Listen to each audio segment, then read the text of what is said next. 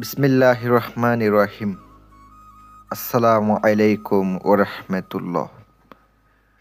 স্বামী এবং স্ত্রী যে কোনো মানুষকে মহাব্বতের ফেলানোর জন্য আজকে একটি রোহানি তদবির নিয়ে আসলাম।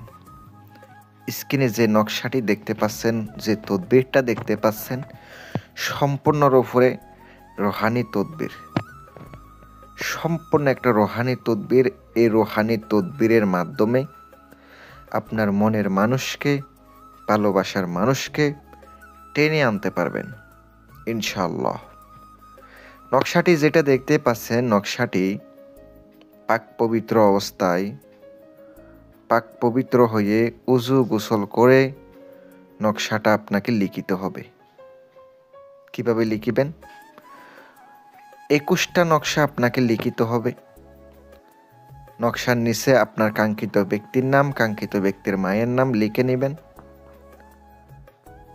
সুন্দর করে লিখে নিয়ে আপনার নাম, আপনার বাবার নাম লিখে নিয়ে আপনি আটার গুলিতে ভরবেন। ভরার পরে 21 দিনে 21টা আপনি নদীতে ফেলাবেন। আপনার উদ্দেশ্যটা আপনার সফল হয়ে যাবে ইনশাআল্লাহ।